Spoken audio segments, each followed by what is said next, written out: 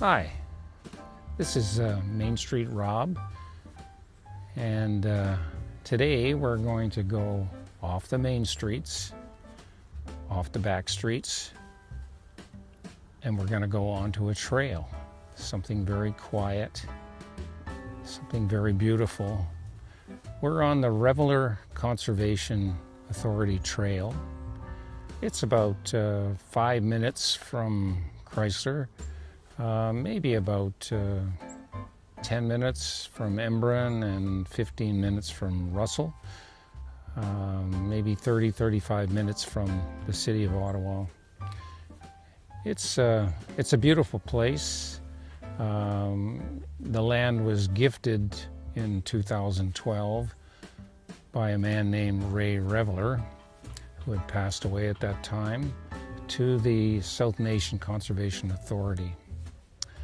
And the Conservation Authority has been active out here because it's a piece of land that is excellent for birds. There are over 100 different types of birds here, but there are also some that are on the verge of extinction.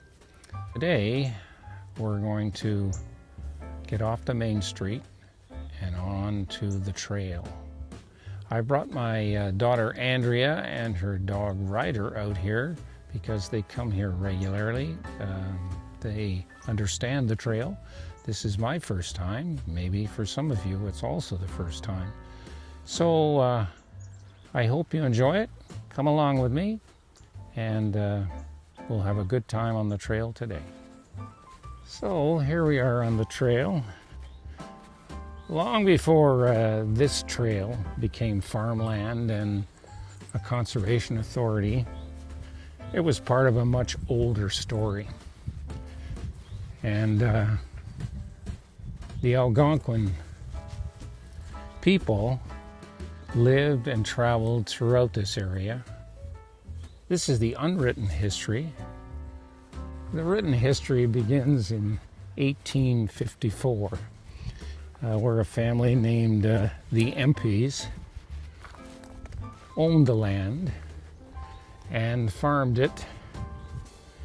They did it through a number of generations, but the farmland was not particularly good for them, and we have no indication of how well they did. In 1972, Reveler bought this land and started farming it. And when he passed away in 2012, he donated this land, it's 100 acres of land, to the South Nation Conservation Authority. So they manage the property. They don't do much here except if it's a safety hazard.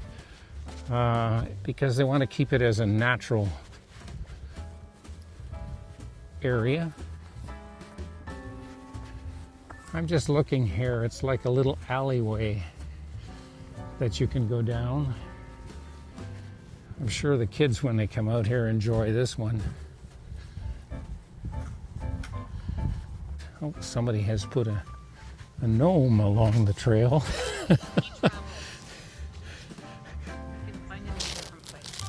Oh, maybe it's a trail marker. Where I used to live many years ago, we had a natural forested area that was similar. And at Christmas time, people used to come out on the trail and they hung Christmas decorations. And of course, they took them all down after Christmas, but it was magical to walk down that trail at Christmas time. I just noticed the rustling of the sumacs here, and the sumacs, of course, are changing color. It's remarkable how red they get in this time of year. But what I want to show you down here, I believe those little purple flowers are the New England Aster. Not too much blooming at this time of year, but definitely the asters are out, and over there, those yellow flowers, I think, are goldenrod. For the longest while, we used to think that that was a source of hay fever, but I guess the literature now tells you it's not. And as you can see them, they're quite beautiful in among the grasses that are there. Of course, the waving of the sumacs.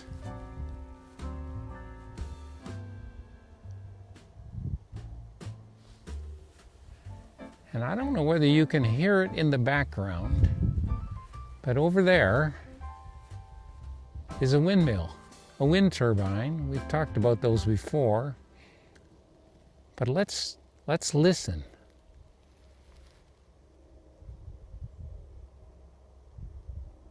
Now that sound isn't the wind turbine, that's a truck in the distance. Andrea was just telling me in the summertime, of course, this place is just magnificent with blooming flowers. But even now, look at these asters. They're so pretty. I know my wife has some in our house at home, but they somehow they just seem to be more attractive as they sit out here on the trail.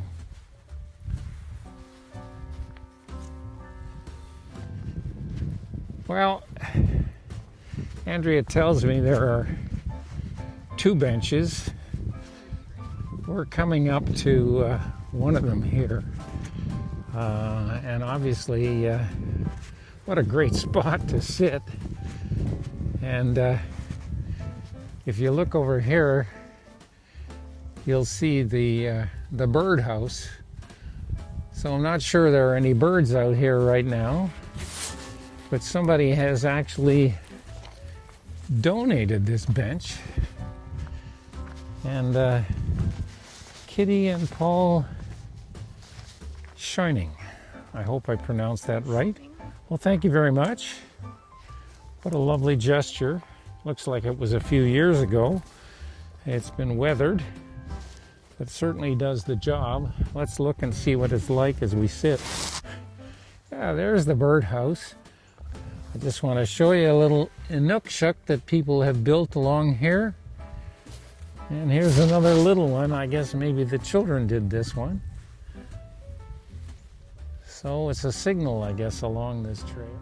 So you look down and you're really not looking up.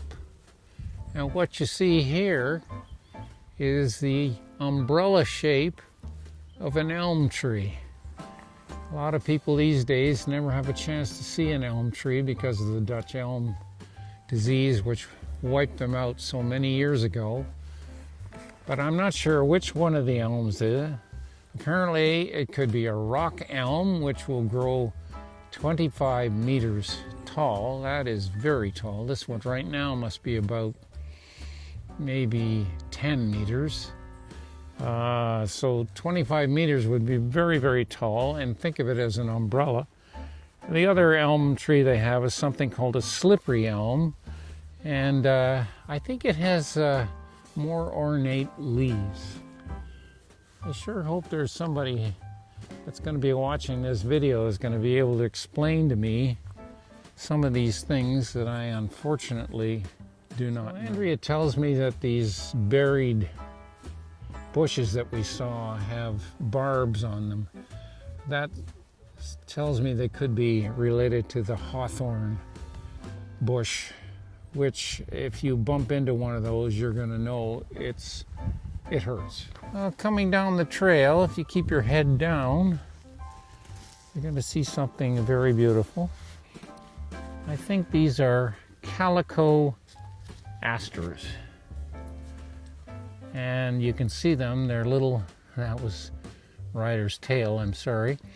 What you can see is they're little white flowers, but they have that kind of purpley look about them that is typical of asters. But see the pink centers.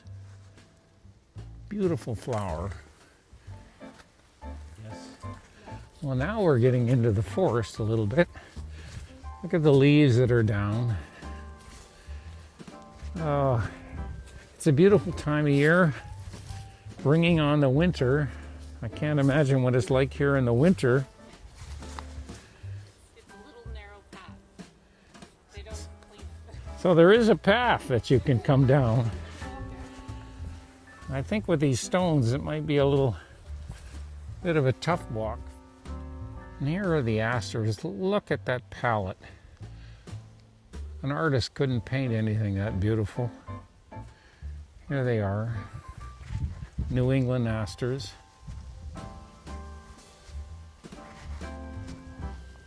And in the background looks like a big maple tree. I don't see any of those elm trees here though. You can see in the distance there's a tree that's come down.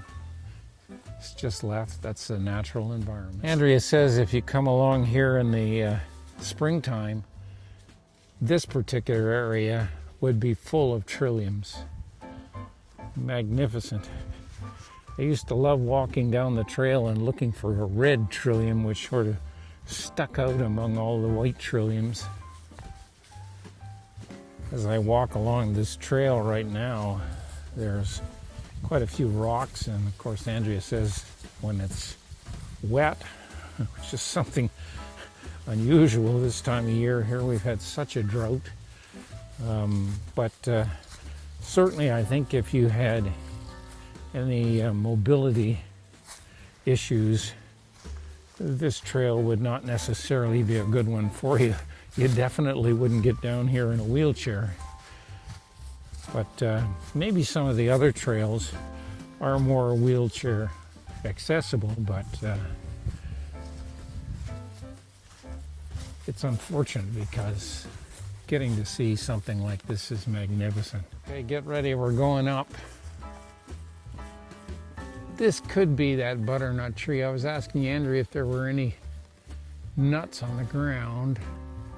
They come in a little casing like a walnut, but way up there.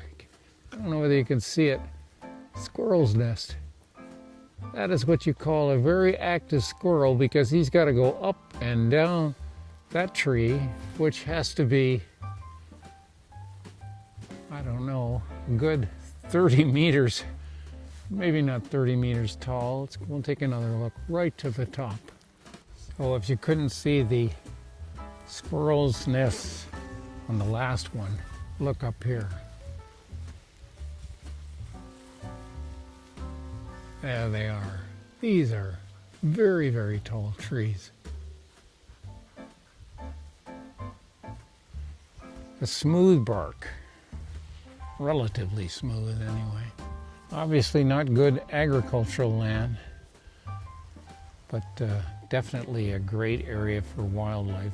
They've taken this tree down. That was Ryder zipping by, and you can see they pushed it over there. But my gosh, that's a very, very long tree trunk. So Ryder is a very beautiful dog, as you can see.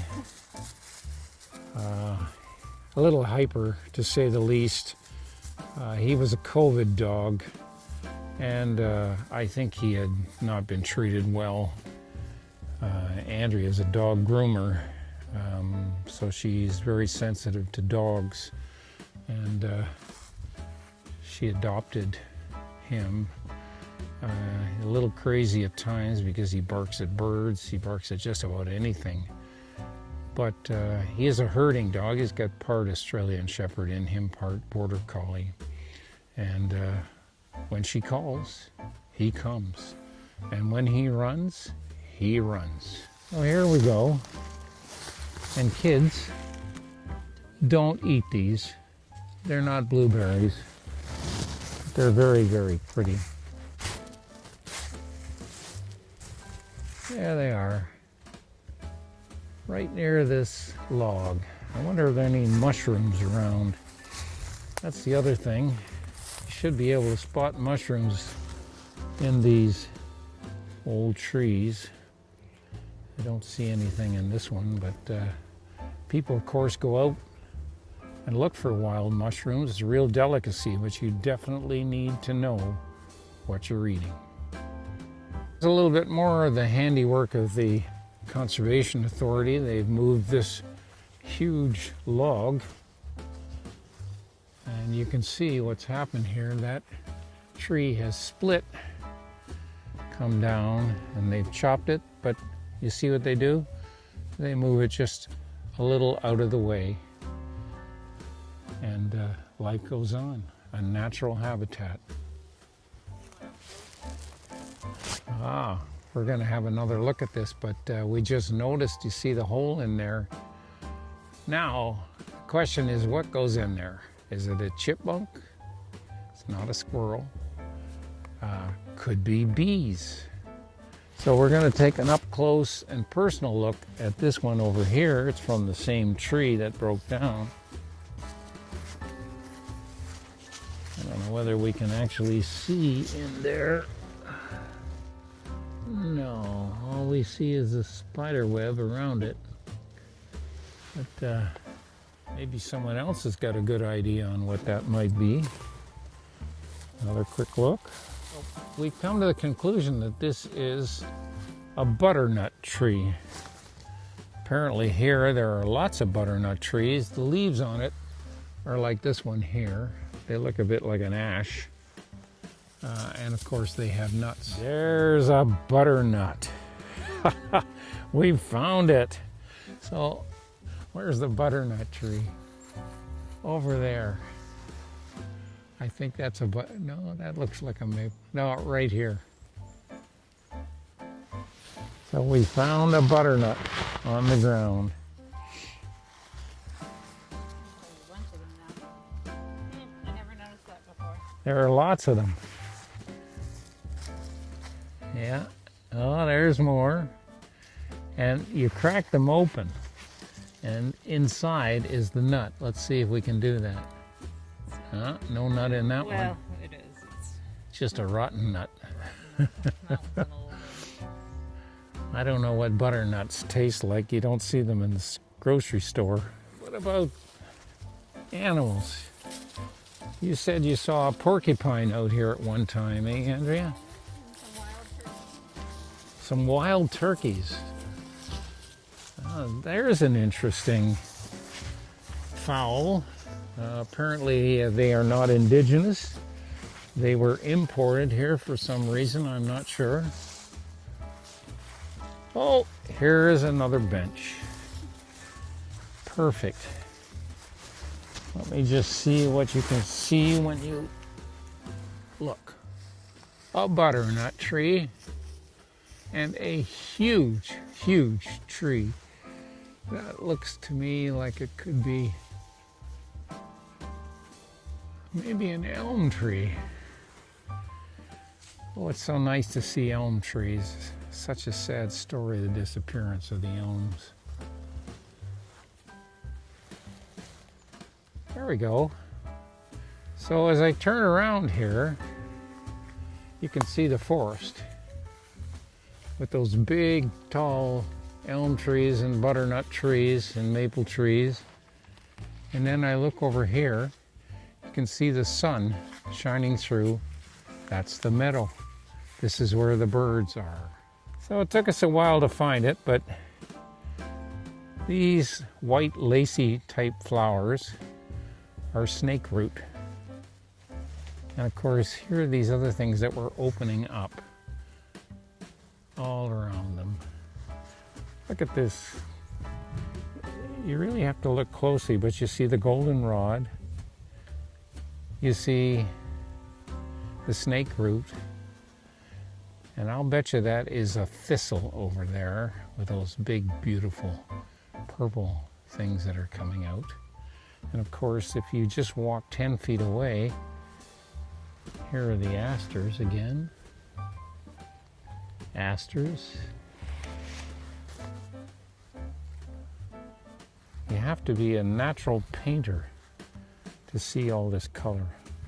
Isn't that interesting? Here we are with the pine trees. Not too big, but obviously they drop their needles. Andrea tells me it's the last stage of the forest because when they drop their needles, there's very little that can grow under it. And here's some of that snakeroot again, still growing under that pine tree. You see a few of them over here.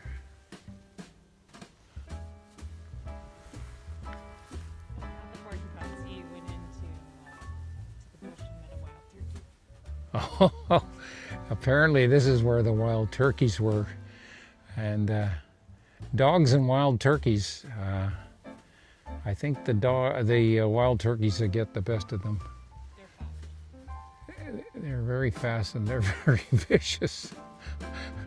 I was out on a golf course one time and the golf cart was attacked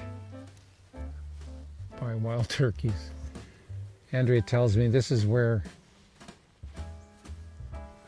they also saw the porcupine. You see this stone fence here? This is the vestige of obviously a farmer's field many, many years ago, I'm sure. Imagine building your fence out of stone taken off the field.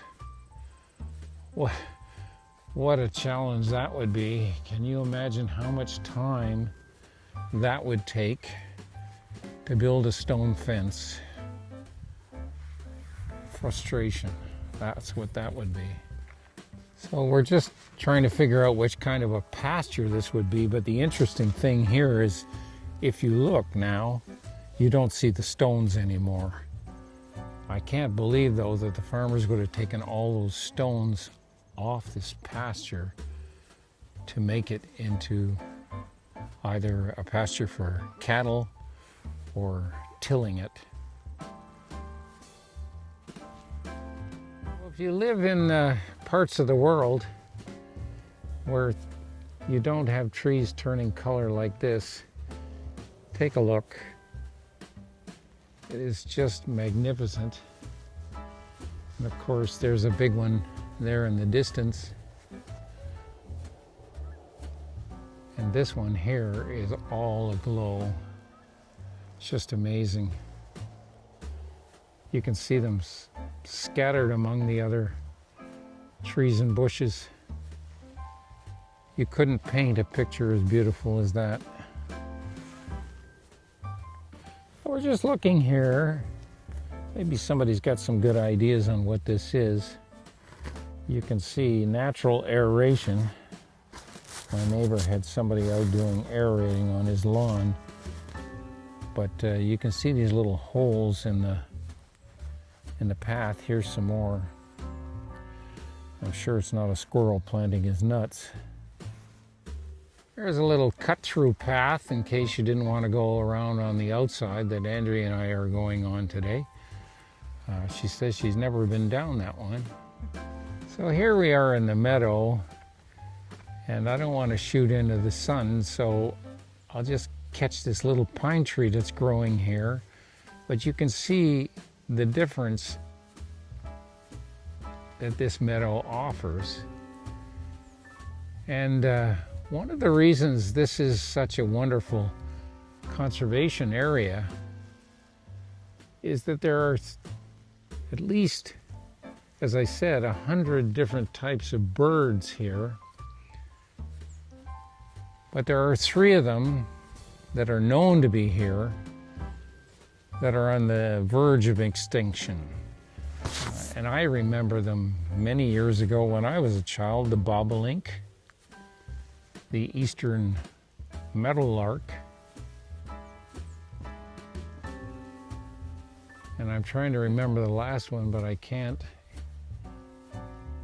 It's a shrike. I think that's the name. Let's just pause for a minute and see if we can hear anything.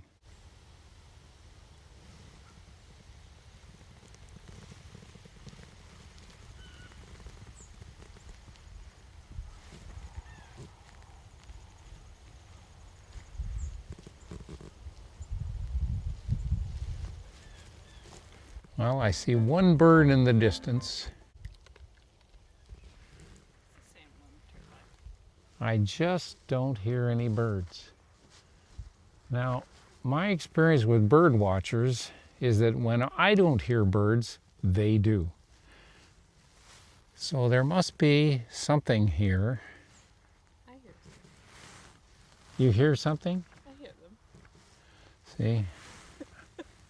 Not many. These are warning posts and everything. So Andrea tells me that this part of the path has been widened. There was a warning post as we came in, and she says it's bad for ticks.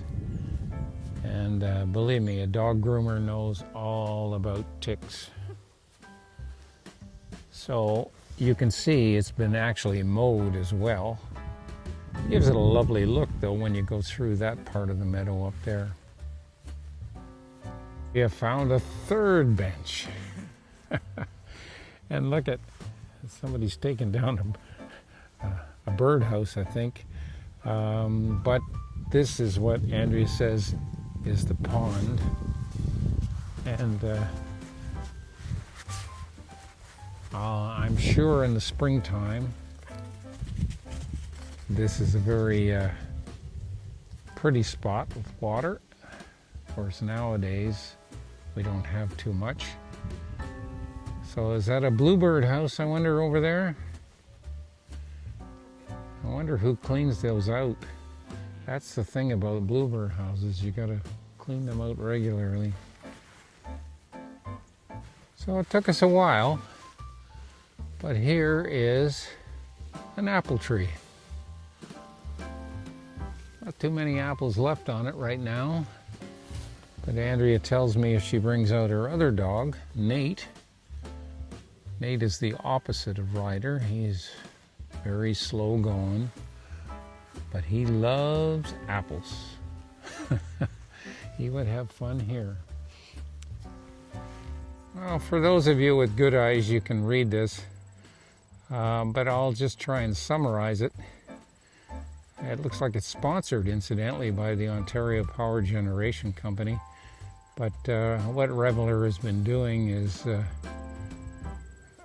reintroducing grasslands here for some of those threatened species that we talked about, for butterflies, for bees, and of course the farmers around here really need those bees.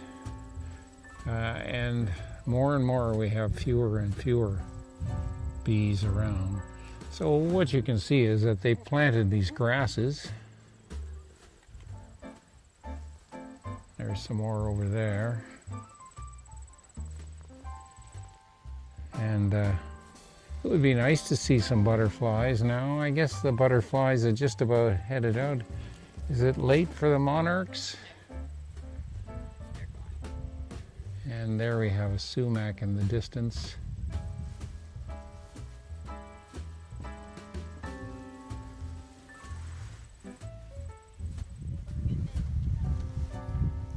So apparently, we have a volunteer that comes and fills these feeders. This one here is not full at the present time. There's a Niger feeder. Have a picnic. I'm sure the kids come. Oh, here comes the chickadee. There he is.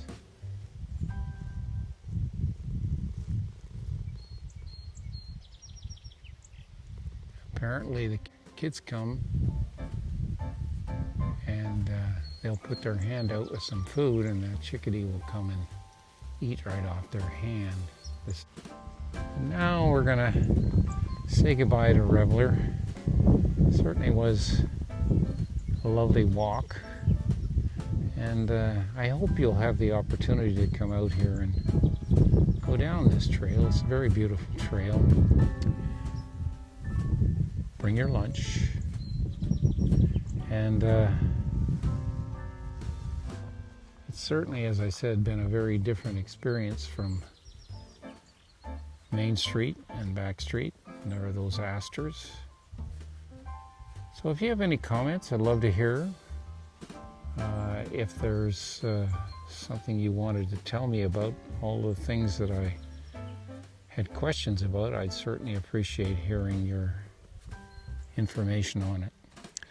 As we have another young family going down the trail, this is Main Street Rob, wishing you all the best of the season with all its colors. And if there's any information that you'd like to post, that would be great. If you'd like some more information on some of the things we've seen today, I'm going to try and write a post on MainstreetRob, MainstreetRob.com. See you next time for some village walks.